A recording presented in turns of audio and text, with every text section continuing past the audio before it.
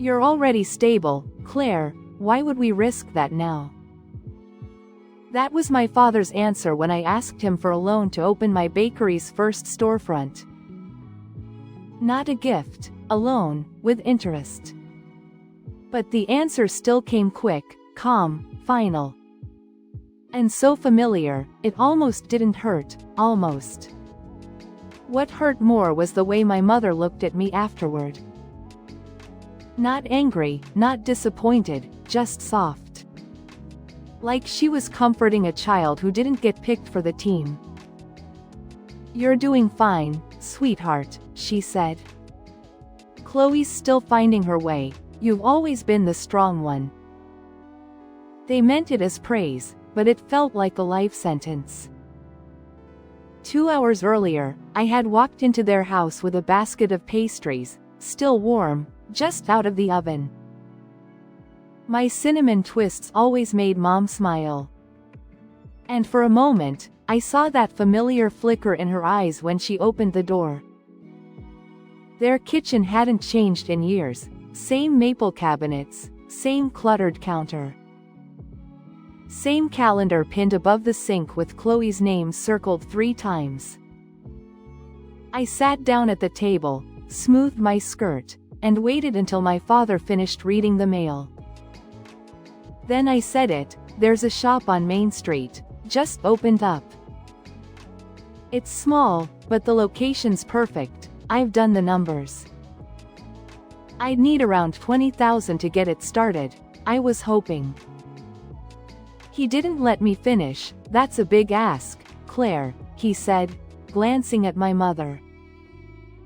You already have a steady thing going, you're not like Chloe. She needs more structure, you've got yourself figured out.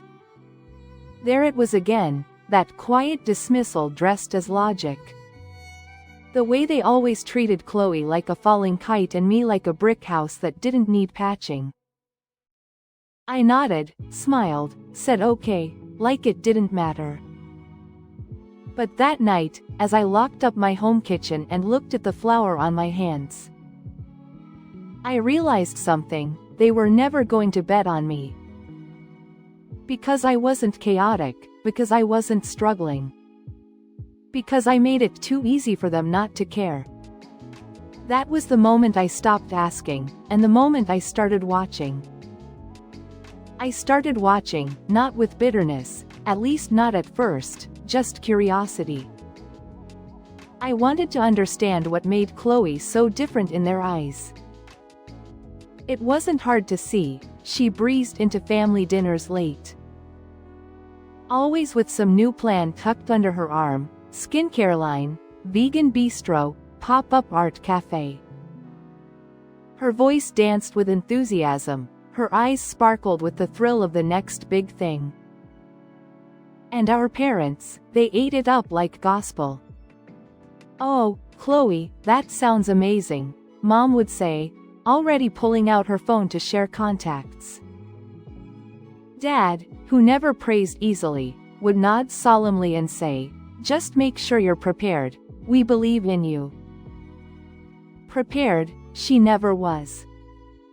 By 25, she'd launched and buried more businesses than most people attempt in a lifetime. None lasted more than a year. Each collapse followed the same script, the wrong partner, the wrong market, the wrong time. Never Chloe, there was always a reason, always a sympathy cushion waiting. And each time, the safety net only got wider, bigger loans, more understanding. A new excuse wrapped in an old smile. Once, after her candle studio folded, Mom actually said, at least she's trying, some people never dream at all. I was standing right there, holding a tray of cookies I'd made to sell at the farmer's market. But no one asked about my day. That's how it always was, Chloe's fire was exciting, even when it burned everything down. Mine was steady, predictable, easy to forget. And yet, I didn't envy her, not really. Because deep down, I knew she wasn't building anything that could last. She didn't want roots, she wanted wings. But our parents, they kept handing her feathers. The rest of us were just supposed to clap. They kept handing her feathers until one day I saw the cost of every single one. It started innocently, like most betrayals do. Mom had called and asked if I could help organize her paperwork. Just the tax stuff, she said. You're good with spreadsheets, and I'm not. I agreed, like I always did. No resentment, no hesitation. Just that quiet, dutiful yes I'd learned to give since childhood. It was a Saturday, the bakery had just wrapped a big catering order. And I was tired, flour still clinging to my sleeves, but I showed up. The living room table was already covered in envelopes, receipts, folders half-labeled in faded ink. I worked in silence while Mom made tea in the kitchen. That's when I saw it, a thick white envelope marked in Dad's handwriting. Refinance package, second mortgage, approved. I paused, it didn't make sense. Their house had been paid off years ago. After Grandpa passed, that inheritance was supposed to be their cushion, their security. Carefully invested, carefully preserved. I shouldn't have opened it, but I did. Inside were 20 pages, loan documents, a signed agreement. $250,000 pulled against the equity of the house. But what caught my eye wasn't just the number. It was the name on the disbursement line, Chloe Martin Design Collective LLC. And below that, luxury auto purchase, Tesla Model Y, $63,732. My mouth went dry. Not only had they mortgaged their home, they bought her a Tesla. I stared at the papers, my fingers trembling slightly. The same hands that built a business from scratch. That packed every pastry box, scrubbed every tray, answered every order call. I asked for $20,000, with a signed contract, with interest, and they said it was too risky. She got over $250,000 in a car that cost more than both of mine combined. When Mom came back in, I didn't say anything, I just handed her the envelope. She looked at it, and blinked, then at me, her face changed. You weren't supposed to see that, she whispered. But I already had. And in that moment, something inside me, something small and sturdy, broke clean down the middle. Because now I knew, it was never about risk, it was about belief. And they had never, not once, believed in me. I didn't yell, I didn't storm out, I didn't accuse. Instead, I waited. 3 days passed before I called. I asked if they'd be home for dinner. Mom sounded surprised, but she said yes. I brought a store-bought pie, lemon meringue, the one Chloe always hated. We ate in silence. Dad asked about the bakery. I gave short answers, no emotion, just surface. Then, as he reached for the last slice, I said it. I saw the loan papers. His hand froze, a pause, then he set the fork down, folded his napkin slowly. That's not your concern, Claire. It is, I said calmly, it's the house I grew up in.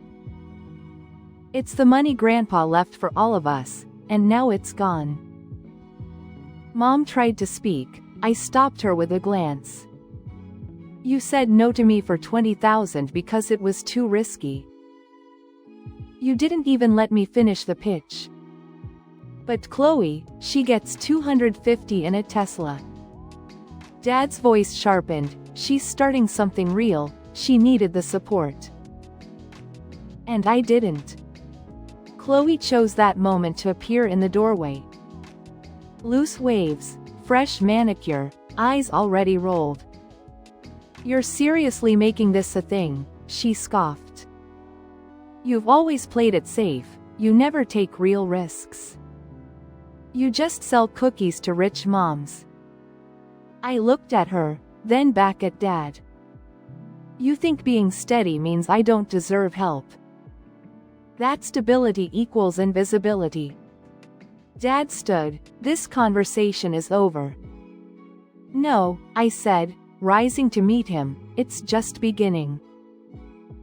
But it wasn't about arguing anymore, it was about seeing. And what I saw was a family that never really looked at me. They saw a fallback, a safety net, a daughter who didn't need anything. And so they gave her everything. The boutique opened with champagne. I saw the photos online. Chloe in a cream pantsuit, Dad beaming beside her, Mom holding a bouquet of white roses. They tagged it, "A new chapter begins." No one told me about the launch, not that I expected them to. The store looked beautiful, I'll admit, glass shelving, gold accents. A neon sign that read, "Own your bloom." For a moment, I almost hoped it would work, not for her, but for them. So they wouldn't lose what they'd gambled. But beauty can't fix poor planning. By month 4, Chloe stopped posting updates. By month 6, the hours on the website changed from open daily to by appointment. By month 8, the lights were off. Mom said it was the economy, Dad blamed the landlord. Chloe, of course, said the city just wasn't ready for her brand. No one mentioned the Tesla, until I noticed it was gone from their driveway. Quietly, without a word, it vanished, repossessed, most likely. Another feather turned to ash. I waited, not out of cruelty, but out of respect. Because if they were going to ask for help, I wanted it to be honest. A moment of real clarity, of truth.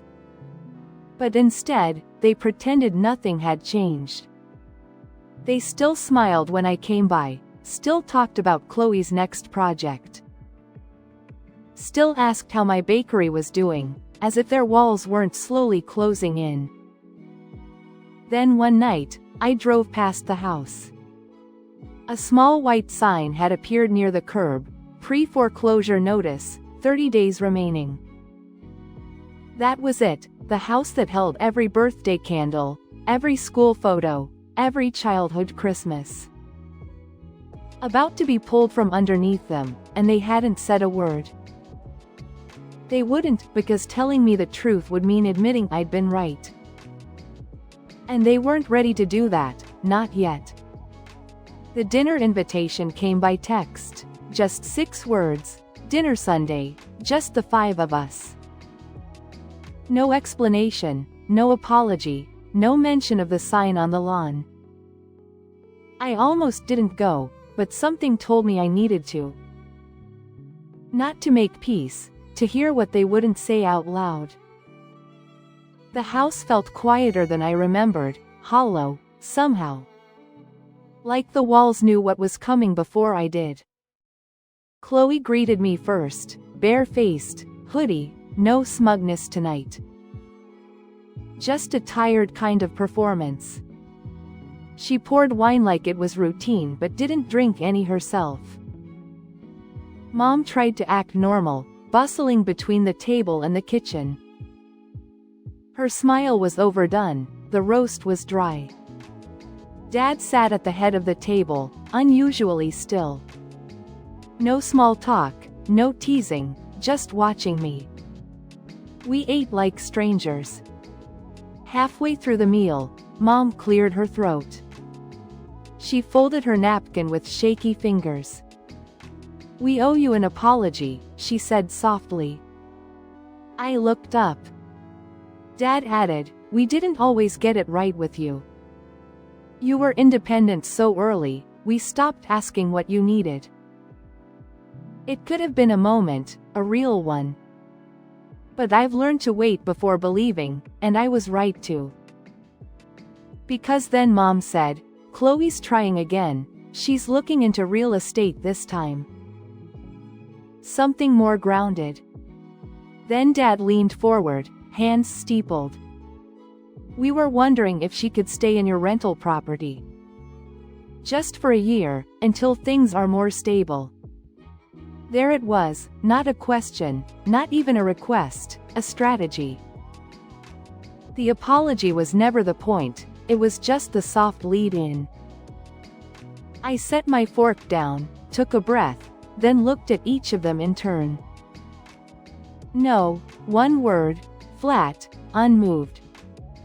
Mom blinked, Chloe went quiet, Dad's jaw clenched. "Claire, be reasonable." "I am," I said, for the first time in years. "I thought that would be the end of it," I said. No, I was clear, final. But 3 nights later, they showed up. It was just past 7 p.m., the sun hadn't fully set, but the streetlights had already flickered on. I had just finished cleaning up the kitchen, vanilla sponge cooling on the rack.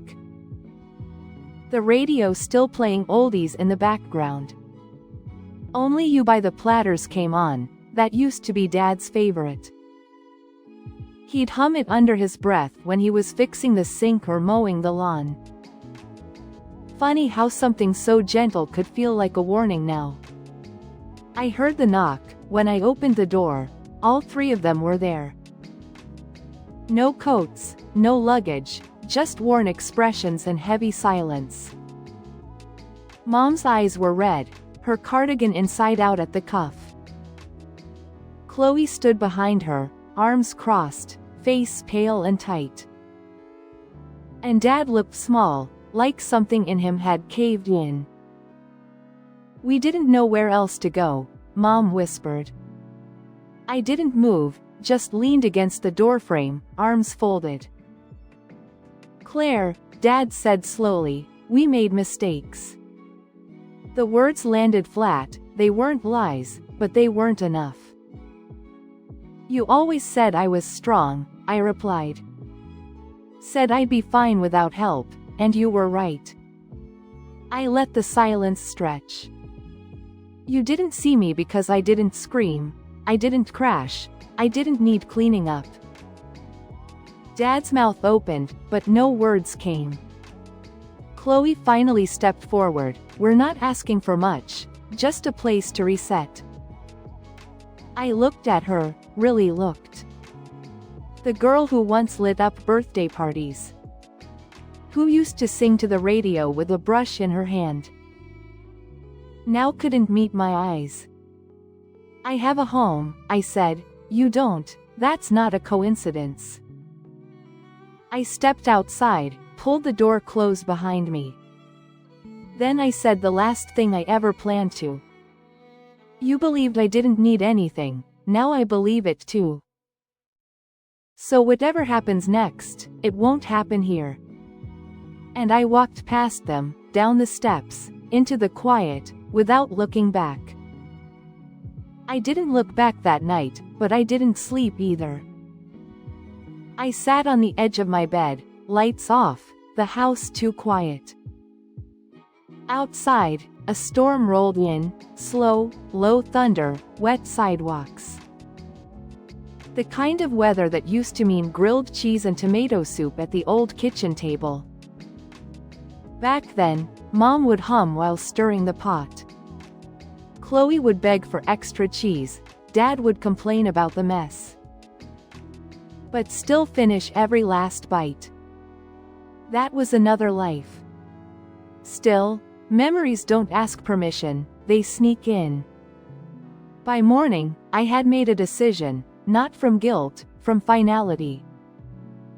I went to the shelter on 8th Avenue, someone had called ahead, probably Mom. The front desk gave me their room number. I found them sitting on a plastic bench near a vending machine. Chloe's hair was unwashed, Dad looked thinner, Mom didn't stand up. I didn't sit. I'll rent a place for you, I said. Small, 1 bedroom, 12 months, that's it. Mom looked up, hope flickered, but I wasn't done. Chloe works, contributes, or she doesn't stay. Chloe opened her mouth, but Dad raised a hand. The same hand he used to wave us off to school with. The same one that once held me steady when I wobbled on my first bike. He didn't speak, just nodded. I won't be checking in, I said. No weekly dinners, no drop-ins. This isn't a reunion, it's a line in the sand. No one argued. And for the first time in years, I was the only one standing. They moved in 2 days later, a second-floor unit near the old train tracks. The kind you can hear humming just before dawn. When we were little, Chloe used to call them midnight giants. She thought the sound meant dreams were passing through the town. Now the same sound rattled their new walls. The apartment was clean but sparse, beige carpet, peeling blinds. A tiny galley kitchen with a dented fridge that still had a working ice maker. Something Mom noticed, like it was a small miracle. I dropped off the keys, nothing else, no hugs, no new dishware. Just a simple folder with the lease agreement and the exact end date circled in red. December 15th, I said, 1 year. Chloe sat on the arm of the couch, silent. She looked smaller here, her usual spark was gone. Not dimmed, but spent, burned down from too many borrowed matches. She didn't say thank you, but she didn't argue either. That's when Dad did something I didn't expect. He stood, straightened the old jacket I hadn't seen in years. Corduroy, with the elbow patches, the one he used to wear to every parent-teacher conference. He looked at me, squarely, no pride, no resistance, just quiet recognition. He held out his hand. I stared at it for a moment, then shook it. Not as a daughter, but as someone who finally held the power to choose. And that was it, no grand speech, no final apology. But the shift was there, palpable. Not in what was said, but in what no one dared say anymore. I didn't visit after that, not for holidays, not for check-ins. Not even when the first snow came, and I remembered how Mom used to leave a mug of cocoa on the windowsill. For the wind to sip. Old habits try to find you, but I didn't open the door. I kept my distance. 12 months passed, rent paid, always on time. No calls, no requests, no emergencies. When the lease ended, I sent a single message, "Your year is up. I won't renew, you'll need to make other arrangements." 3 days later, Chloe moved out. She left behind a single key in the mailbox. No note, no explanation. Word got back to me, she'd taken a part-time job managing inventory at a warehouse in town. Not glamorous, not Instagram-worthy, but honest, for once. My parents stayed, found a smaller place nearby. No more formal dining room, no more second fridge for Chloe's juice cleanses. Just a 1-bedroom flat with a folding table and plastic blinds. I heard Mom started crocheting again. Dad joined the local garden club. I didn't ask, but I knew they were surviving, on their own terms. And that was enough. I don't know if they'll ever say the words I once waited for. I'm not sure I need them to anymore. Because the truth is, I did build something, not just a business, not just a life. I built boundaries, and they held. They used to say I was too stable to need help. But when everything else collapsed, mine was the only foundation still standing. So no, this isn't revenge, it's clarity. And sometimes, that's the only kind of peace we get. They called it strength when they left me out. Now that everything's fallen, I'm the only thing still standing.